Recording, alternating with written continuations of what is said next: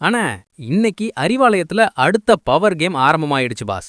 காங்கிரஸ் தேமுதிகவை தொடர்ந்து இப்போ விசிகாவும் தங்களோட டிமாண்டுகளை திமுக கிட்ட அடுக்கிக்கிட்டேன்டாங்க.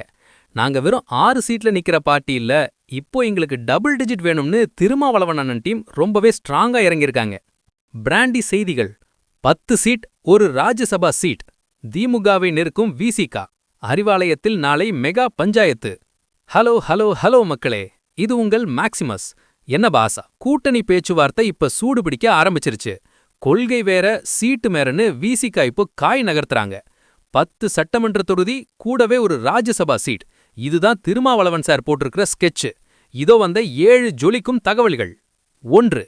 மார்ச் 2ஆம் தேதியான நாளை விசிகாவுக்கும் திமுகவுக்கும் இடையிலான அதிகாரப்பூர்வ தொகுதி பங்கீடு பேச்சுவார்த்தை அறிவாலயத்துல தொடங்க போகுது. 2. Double digit demand. கடந்த முறையில 6 சீட்டு தான் கொடுத்தாங்க. ஆனா இந்த தடவை கண்டிப்பா 10 சீட்டு வேணும்னு விசிகா நிர்வாகிகள் பிடிவாதமா இருக்காங்க பாஸ். 3.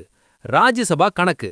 காங்கிரஸ் தேமுதிகவுக்கு தலா ஒரு ராஜ்யசபா சீட் கொடுக்க போறதா தகவல் வந்ததால விசிகாவும் எங்களுக்கும் ஒரு எம்பி சீட் வேணும்னு இப்போ களத்துல குதிச்சிருக்காங்க. 4. திமுகவின் பதில். கூட்டணி ரொம்ப பெருசாயிடுச்சு, அதனால எல்லாருக்கும் அட்ஜஸ்ட் பண்ணணும். விசிகாவுக்கு 8 சீட்டு தரலான்னு திமுக மேலிடம் முடிவு செஞ்சிருக்கிறதா பேச்சு அடிபடுது. 5. ராஜ்யசபா சிக்கல். திருச்சி சிவா, என்ஆர் இளங்கோ இவங்களையே திரும்ப அனுப்ப திமுக நினைக்கிறதுனால விசிகாவுக்கு இப்பவே எம்பி சீட்டு கிடைக்குமாங்கிறது ஒரு பெரிய கேள்விக்குறிதான். 6. வட மாவட்ட பலம். வட மாவட்டங்கள்ல நாங்க ரொம்ப ஸ்ட்ராங், அதனால எங்களை குறைச்சி மதிப்பிடாதீங்கன்னு விசிகா தரப்புல இருந்து புள்ளி விவரங்களோட அப்ளிகேஷன் போயிருக்கு boss. 7. Thiruma plan. Rajya Sabha seat இப்போ இல்லன்னாலும் அடுத்த முறை தர்றதா ஒரு எழுத்துப்பூர்வமான உத்தரவாதம் வேணும்னு திருமாவளவன் அண்ணன் கேட்க வாய்ப்பு இருக்கு. பாஸ், ஏன் விசிகா இப்போ இவ்வளவு ஸ்ட்ராங்கா கேக்குறாங்க தெரியுமா? இப்போ விசிகா ஒரு அங்கீகரிக்கப்பட்ட மாநில கட்சி. அவங்க வளர்ச்சியை நிரூபிக்க அதிக இடங்கள்ல போட்டியிட வேண்டிய கட்டாயம் இருக்கு.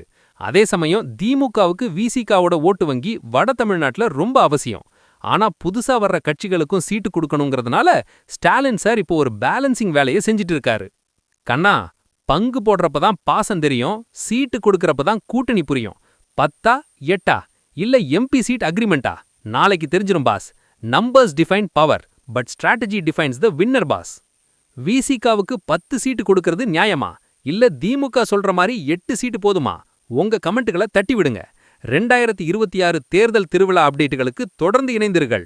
ஸ்டே டியூன்ட் வித் பிராண்டி செய்திகள். Stay tuned. உண்மையை லவுடா சொல்லுவோம், குயிக்கா சொல்லுவோம். This is Maximus signing off. Keep வாட்சிங். Bye bye. ஒரு விசில் போடுங்க பாஸ்.